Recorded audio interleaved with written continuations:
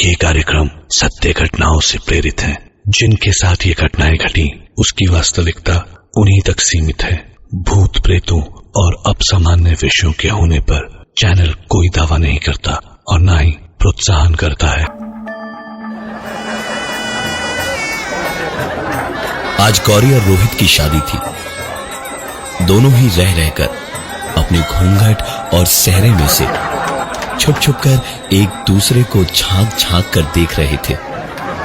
बड़े ही अरमानों की शादी थी इनकी। अभी कुछ महीनों पहले मिले थे दोनों, लेकिन बात अचानक कहां से कहां पहुंच गई उसके बारे में रह रह के याद करके बिल्कुल जैसे अचानक शर्मा रहे थे दोनों। हवन की अग्नि जल रही थी और इसी हवन अग्नि को साक्षी मानकर दोनों को अब बस फेरे लेने थे कुछ मंत्रों के बाद। रोहित को बैठे बैठे अजीब सी घुटन सी हो रही थी हवन कुंड के धुएं से। खांसते खांसते जैसे अचानक रोहित की जान ही निकल जाने वाली थी। उसे पकड़ के संभालने की कोशिश करी जाने लगी तो बिल्कुल छटपटाता तड़पता हुआ पागलों की तरह चीखने चिल्लाने लगा और खुद ही को जोर जोर के थप्पड़ मारने लगा और अपने आप ही बोलने लगा, शादी करेगा, शादी करेगा, शादी करेगा तो फंसेगा, मरेगा, शादी करेगा तो मरेगा, मरेगा, शादी करेगा तो मरेगा। रोहित पूरी तरह काबू के बाहर था। रोहित के हाथ पैरों को एक दो नहीं बल्कि 5 लोग भी पकड़कर रोक नहीं पा रहे थे। रोहित के सर पर जैसे खून सवार था। रोहित पागलों की तरह तड़प तो रहा था, लेकिन उसी तड़प में उसने आखिरकार सबको धक्का मारकर खुद को न सिर्फ छुड़ा लिया बल्कि किसी जानवर की तरह रेंगते हुए जमीन पर घिसटता हुआ हवन की अग्नि तक गया और फिर एक जोर की चीख मारकर हवन की अग्नि में उल्टी करके उसे रोहित ने बुझा दिया और फिर हंसते हंसते वहीं बेहोश हो गया। गौरी एक कोने में बैठी रोती रही। सारे रिश्तेदार इधर उधर कोने खोपचों में खड़े होकर तरह तरह की बातें करते रहे। बड़ा अपशगुन हो गया, कितना खर्चा किया था इन्होंने शादी पे, बहुत बुरा हुआ। रोहित और गौरी की शादी को रोकना पड़ा। रिश्तेदारों और मेहमानों के सामने दोनों परिवारों की बहुत बेइज्जती हुई, बहुत सारी दिक्कतें हुई। रोहित और गौरी भी बहुत परेशान हुए। 1 महीने के बाद दोबारा मुहूर्त निकला, लेकिन इस बार शादी पर इतना खर्च ना ही करने की सोची रोहित के परिवार वालों ने। गौरी का तो दुनिया में रोहित और उसके परिवार के अलावा कोई था भी नहीं। कोर्ट में 1 महीने के बाद डेट जब निकली तो सब चुपचाप बिना किसी शोर शराबे या दिखावे के शादी करवाने पहुंचे। मालाएं बदली गई, 2 गवाहों ने साइन किए और फिर रोहित ने अपना साइन किया और आखिर में गौरी के हाथ में कलम आई। गौरी खुशी खुशी साइन करने को आगे बढ़ी और गौरी साइन करने गई तो बिल्कुल जबड़े आपस में कस के अजीब सी चीखें मारती हुई कलम जोर जोर से बुरी तरह चलाने लगी कि कागज फट गया और कागज फटते ही उसने तुरंत ही कलम फेंकी और रोहित का गला पकड़ के एक अजीब सी आवाज में बोली, शादी करेगा, मना किया था ना तुझे, मान जा मेरी बात, मान जा मेरी बात, शादी करेगा तो मरेगा, सोचा, शादी करेगा तो मरेगा, मरेगा। और इतना कह के गौरी वहीं बेहोश होकर गिर पड़ी।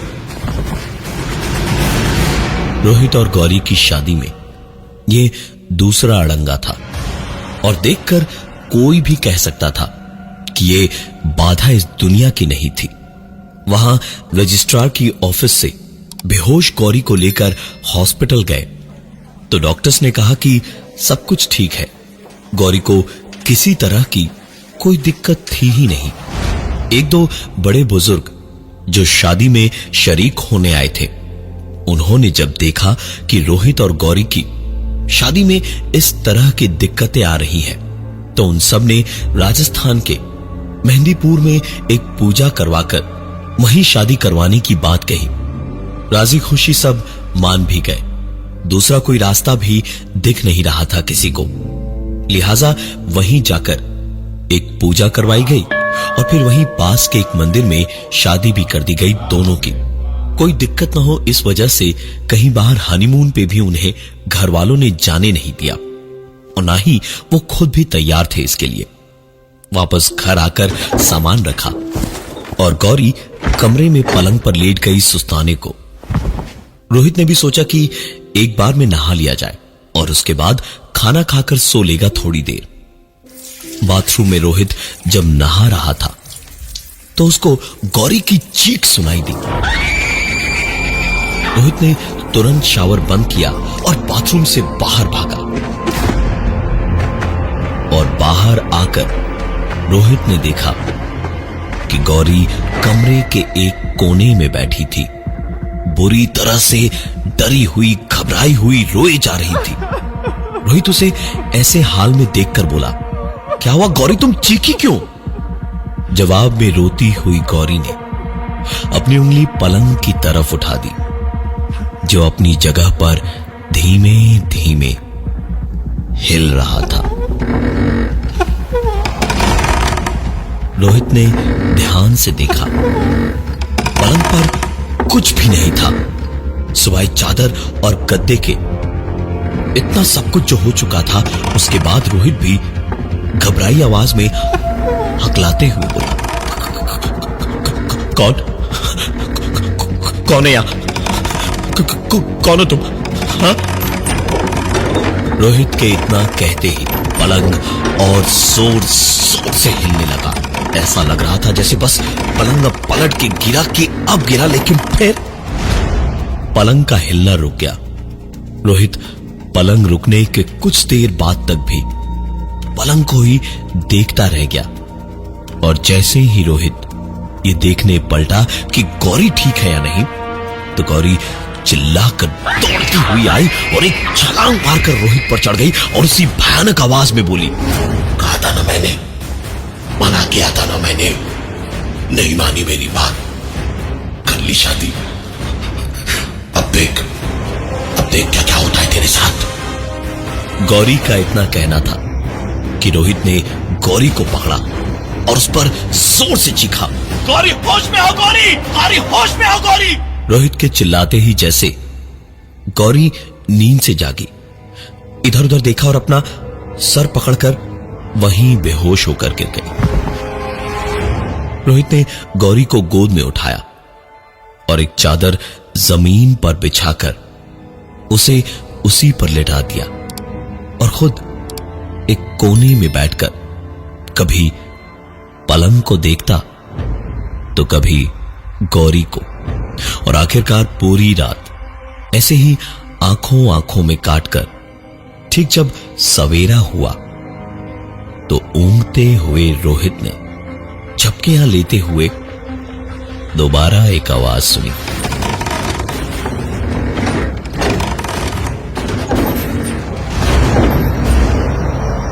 रोहित की निगाहें पलंग पर टिकी हुई थी। पलंग धीमे धीमे हिलते हिलते जोर पकड़ रहा था और जरा ही देर में वापस तेजी से हिल रहा था। रोहित को कुछ समझ ही नहीं आ रहा था कि करे तो करे क्या।